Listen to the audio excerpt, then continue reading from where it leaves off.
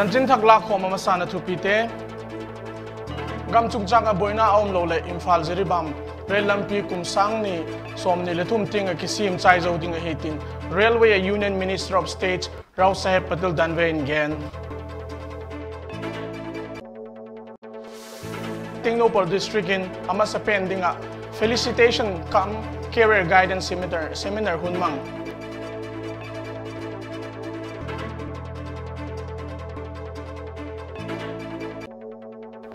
India sunga COVID damdoi kikap dokzat alenga ki gomin VAIPHEI se som guglali nuinga valta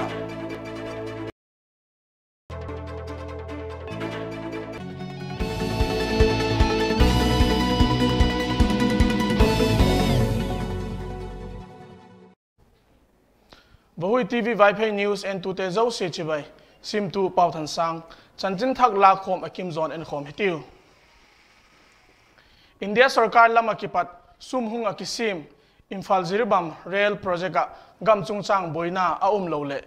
kum sang ni somni le thum tinga kisim chai zoding a hitin railway union minister of state Rao Saheb Patil Danve in again he zethui zani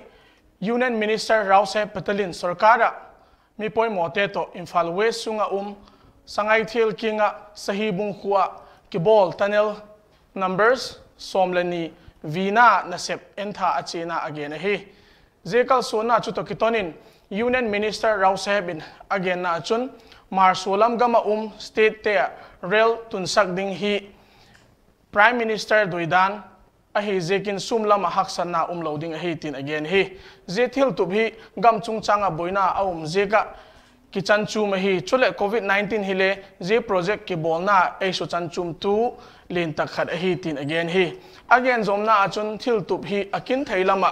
supitin ahi theina dinga state sarkar lama ki patle panpi theina konga theitop so panpi ding ahi dan Manipur chief minister ki bathu head ahi tin union minister Rao Saheb chun again he Zilai Tingnopal district in amasa pendinga felicitation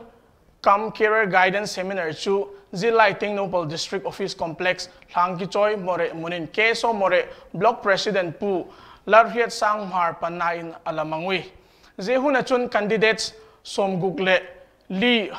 Paul som leni akipat pasal som leni numei som pakhat chule Paul som akipat numei som ni le thum chule Paul som le gite aki khomui Zehun hi pauchapnan Daniel Khomenthang EM ZTD in Honna Anaya keynote address General Secretary Simeon Baite ZTD in Anay Zomngal hi candidates te adinga malzol.pik na upa hawboy VAIPHEI in Anay in kipakman citation sun takling ne hoy VAIPHEI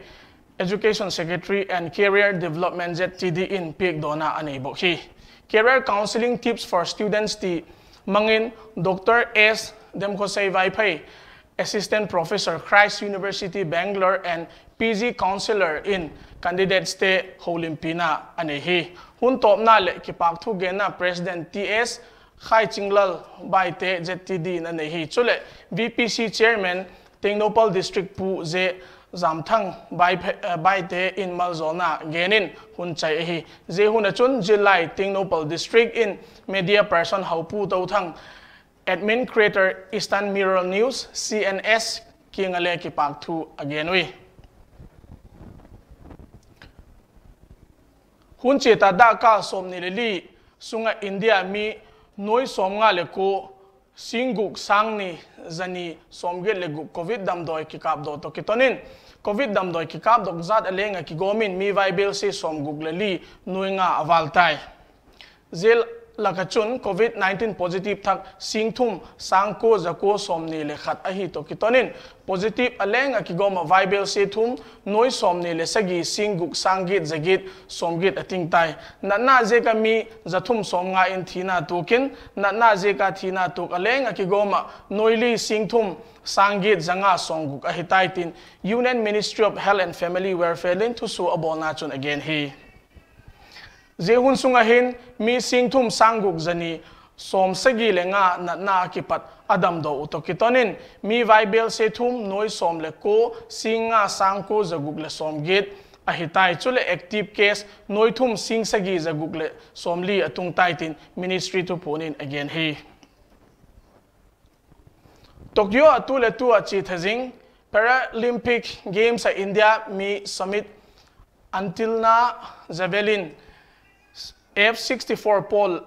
meter som legit point som gate legita gamla sepdokin gold medal thak alag to kitona athum veina ding a world record asuk sit bana record thak khatle asim hi jege mahin sumit in asema sakpena meter som le ni point som gate legit sepdokin world record asusi ani veina sena meter som legu point som ko le nga agamla sepdokin ani veina world record asusekid hi a China ding asena achun aman meter som legit points som gate le gate agamla sepzawin F64 pola athum vein tinna record thak asim hi Sumidin world record thak asim to gold medal ahung lang na chunga India Prime Minister Narendra Modi in para athlete hi akipak pithu again hi Tokyo Paralympics India in gold medal pani silver pali chule bronze khatlan medal telia somni lenga tinai na hi Japan gam Tokyo muna kimang Tokyo Paralympic 2020 India mi shooter Avani Lekhara in meter som women air rifle standing SH1 even a gold medal alak na chunga Manipur Chief Minister in Kipak Pina thu apung hi Chief Minister in Kipak Pina thu pun abol na achun Avani Lekhara gold medal hi in Tokyo Paralympic 2020 hi India adinga bangol loma hoi ahung kisima hitam ama goal zona kipat India khang thak tam takin India adinga banghem khat back ball ud na lungel nei thak ding a hi tin Chief Minister in Kipak Pithu again hi Party ki kai hoina dan azui lo je ka Imphal East District BJP President L Kamni Singh Chun chunga disciplinary action la in President ahina kipat cholsak ahitai tin BJP Manipur Pradesh President S A Sarda Devi in Zani Thupik khat asu ahi Party dandung zuya ama king akipi thunei na khat in El Kamni Singh hi amo puk na kipat lagdo ahi je thupik hi BJP National General Secretary Organization BL Santos National Spokesperson Lehi BJP Manipur Pradesh in charge Sambit Patra Tite National Leader Bangzat Hem King Lekha mga het sakna ne ehitin again hi IAS Ranjan Yumna min azik an authors digest kiti lekha khat zani je lekha zik tu Ranjan Yumna min Manipur Chief Minister N Biren Kinga thilpik in anehi Chief Minister Banglo lekha pik dona huna chun Chief Minister N Birenin Kipak thu gen comment tu ban tu nungale mi pite het na belap tu hi thaiding lekha tam tak hungzik dok zo dinga doisakna le malzona api hi Graduate teacher sepna zako somni le thum lakna ding to kisaya kummasa sarkarin thupun khat abol dung zuya tu le tu Ziribam district graduate teacher post somnga le thum ong hi hukbing na ding in a district sunga chengte chau lak theidinga hunlem changa a ball pick in tin all Ziribam graduate teachers appearing candidates in Manipur Chief Minister Kinga thupukna lekha khat appeal hi Ziribam district DC khut akipat kipi thupukna lekha achun district hi Imphal akipat gamla taka ahi zegin zilsak tu ten le zemuna semdinga ahungna hui ahaksatna banghem zat atuk sekui je kachun simlai chapangte adinga lem chang lona bang zat hem kholo sekhi district sunga mi te hi atamzo pau chum mang ahi zekin tu a district adinga aonga post somnga le thum hi Ziribam mi te ading bika ei koipeka hunlem changa a ball pick the ahi le tu sanga hoizoma mading ahi tin thupukna lekha chun akigen hi chamna le mona chule khantona zok auma khamtheya thil umlona gam ahi theina ding tupnan youth organization khangabok chule women organization khangabok te gongal na khangabok mun chum chuma motorcycle rally zani hunani ahi khangthak sang khat lampan na ki gongal motorcycle rally chu khangabok khu sunga kotbul tina sanabel tungin chule mi pite hungpo dokin lamtuna aneiwi khangabok azilai Jilla Parisad member KH THANGMOHAN Khangabok Part 1 GP Pradhan S Opendro Chule Khangabok Part 3 GP Pradhan nominee M Manglim Zau in motorcycle rally chu Khangabok Mayai Veng TDC ground na thakdona nain Zezo achun rally chu Khangabok village polling som leguk sung lampi mun chom hoa chi ahi zo in Khangabok Mayai Veng TDC ground na kile kid ahi rally ki chaya TDC ground tun kid huna masanga BJP Manipur Pradesh Vice President alahi thokchom jadumani singin lamtuna anehi motorcycle rally ki gongal na jek pen ahile je to khosunga cheng mi pi zo se ki happy le ki pum khat taka sem khoma pang khoma do khom ding ti doina zeka hongki bol ahi tin motorcycle rally ki pat ding ko na Khangabok Jilla Parisad member KH THANGMOHAN again he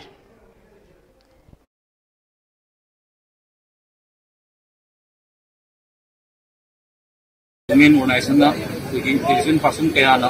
madi tongan position kaya digi low biba tongan mithong kaya gi bari kaya na kun support tojeri ba si thokjom jadumani bai hapsi BJP ki candidate amoina matangi 2022 da thagatuna kendra sigi habri khangu kendra gi matik saba dumba election da mai pahalaga mangnang tang lepak habri kendra sigi seba to irasun haiba ki wakolon da si wena miam ni message bijabani to lena sigi ri yaw bala piriba mipum kudimana mayamna smaina thopi rakdana support to biba madi yamna hawai yauna yobi ba Thangal Bazar sunga temporary market dukan ten roster system hon able P Kuntin Khairan Ban Bazar Stalls Association Secretary P Menzer in Thugen na khat achun again he athugen na achun amasale temporary market dukan te hi roster system honding a phal P Kuntin akisai pite king alaki gen khata hi wangset tak chu dukan te hi kum masa thakaw kipat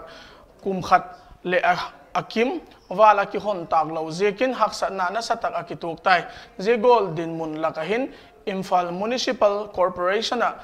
layman pelo ahung kiti kit le haksa jo sem ding ahi je kachun dukan kot hon lo sunga layman hile ngaidam dinga gam sarkar kinga chilna bol ahi Amukua District Committee khat hi Imphal West District United Clubs Organization IWDUCO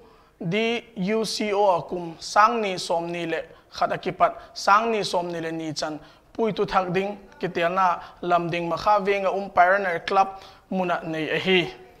IWDUCO puitu thakding kitelna achun Amukua Vice President K Helen Meitei Organization Secretary in charge K Santos Meitei chule IWDUCO President KH Heramani Khabale apangui puitu thakdinga teltina umte ahile President KH Lokendro General Secretary W Helen chule Finance Secretary TH Ingote ahiu David Soinei Thang Lingen in PhD ahung muthak hi ama hi Senjen Thong Imphal Farm Tapu William Khuptin Lun Lingen WK Lingen IPS Chapa hi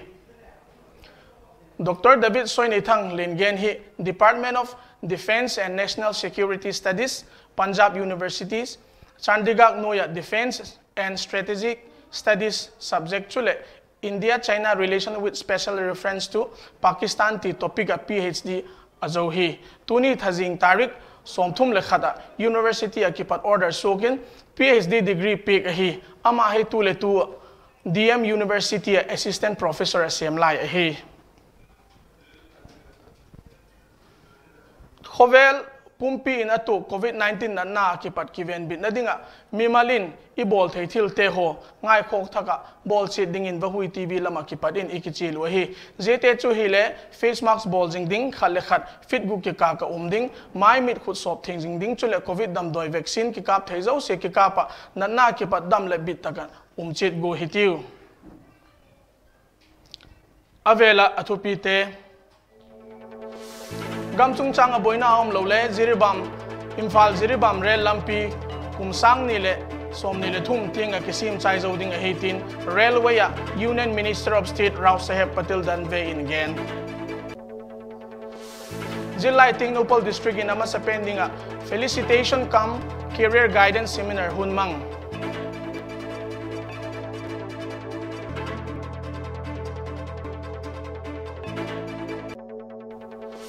India sunga COVID dam doi kikap dok zat alenga ki gomin Bible se som guglali noinga valta